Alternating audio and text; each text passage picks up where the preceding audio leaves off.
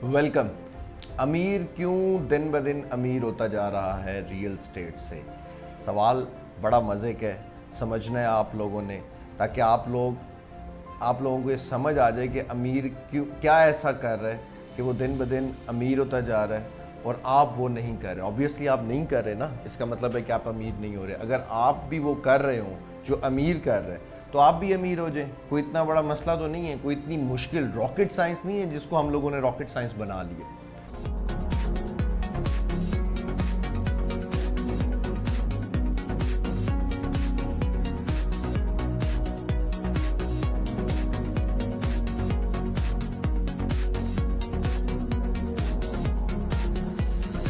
अमीर को वो पता लग गया आप ये भले लक एग्जिस्ट करती है, मगर आपने सारा कुछ ही लक के ऊपर नहीं डाल देना। वो उसने कोई मेहनत भी की है, उसकी कोई स्ट्रगल भी है, उसने कोई सब्र भी की है। हर चीज़ ही लक के ऊपर आपने नहीं डाल देनी।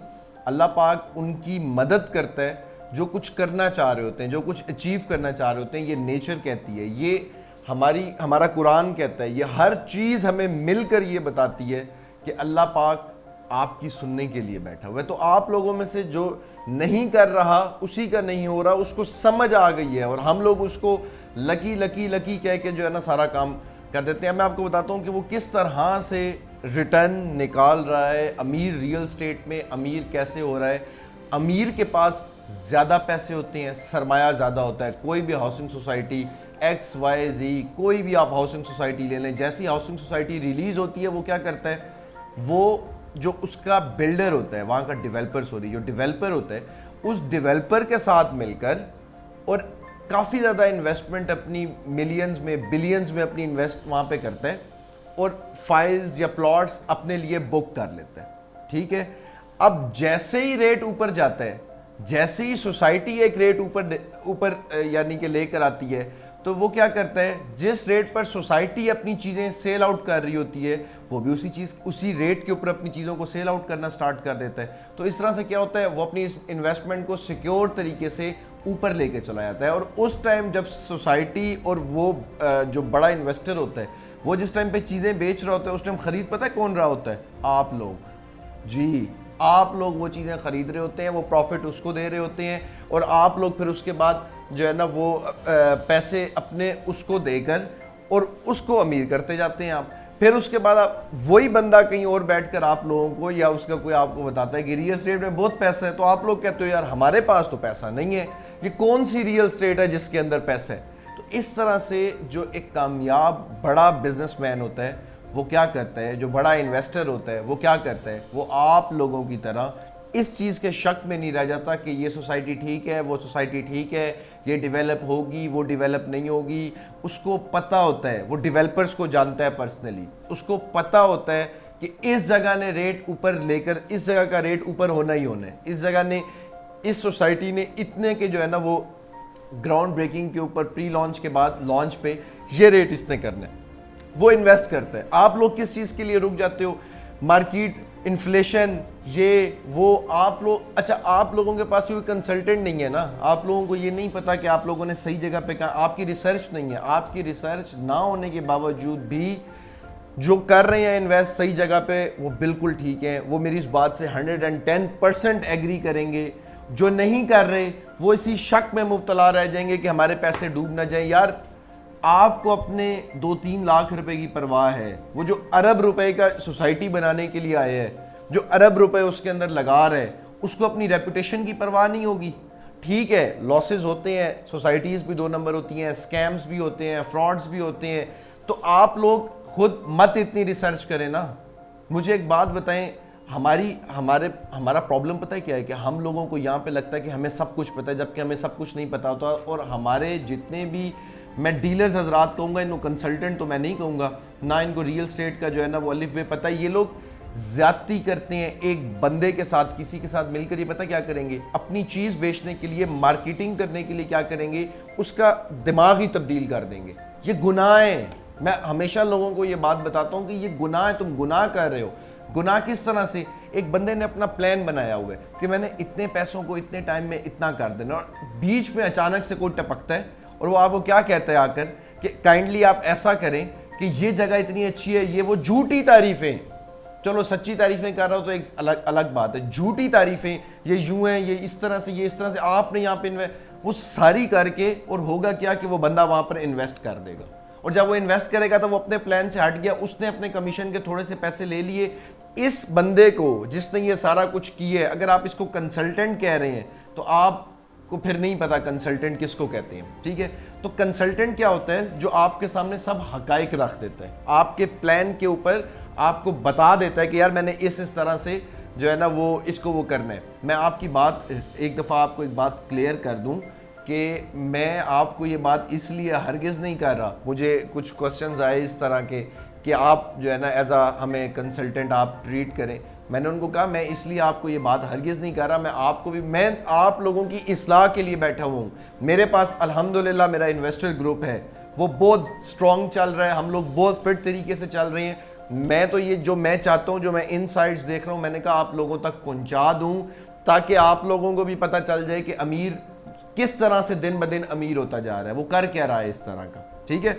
अब आपने ये बात समझनी है कि जो कंसल्टेंट है अगर वो ठीक है, या कोई कंपनी, कोई मार्केटिंग फर्म, कोई इन्वेस्टर ग्रुप, कुछ भी है, आप किसी के साथ अटैच है, किसी को अपना लीडर माना हुआ है, तो वो आपको सही चीज बताएगा। तो ये करता है कामयाब इन्वेस्टर जो अमीर से अमीर होता जा रहा है, ये मैं आपको बता रहा हूँ, वो ये करता है कि सही जगह पे इन्वेस्ट करता है, सही टाइम के ऊपर, और अपनी अमाउंट निकालता है। अब उसकी अमाउंट ज्यादा होती है तो एक और मेन काम जिसकी वजह से उसको प्रॉफिट होता है, मैं इस वीडियो के एंड में बताऊंगा कि आप ये वाला प्रॉफिट कैसे ले सकते हैं। उसको प्रॉफिट कैसे होता है, क्योंकि उसकी अमाउंट ज्यादा होती है। वो जैसे ही डेवलपर सामने आता है, वो डेवलपर से हेल्प ले लेता है। डेवलपर वो कहता है कि मैं इतने पैसे तुम्हें देता हूँ, ठीक है, मैं ये चीज़ बुक करवा रहा हूँ, और ये चीज़ बुक करवाने के बाद मेरा ये रेट है, इस रेट पे मैंने लॉक कर लिया। डेवलपर के लिए वो एक ब्रांड है, डेवलपर एक ब्रांड है। तो ये बंदा क्या कर रहा है, जो इन्वेस्टर है, ये ब्रांड की हेल्प कर रहा है। ब्रांड की हेल्प करते करते इसकी भी हेल्प हो रही है, तो दोनों विन विन सिचुएशंस के अंदर आ गए, दोनों की कामयाबी है इसमें, दोनों की फतह है। अब जिस टाइम पे आप ब्रांड की हेल्प कर रहे हो, तो ब्रांड आपको थ्रू आउट साथ लेके चलता है। उसके ज्यादा पैसे ने अमीर के उसको ये अपॉर्चुनिटी दे दी, और इसने इस अपॉर्चुनिटी को अवेल करते हुए अपने पैसे को दोबारा जो है ना बढ़ा लिया।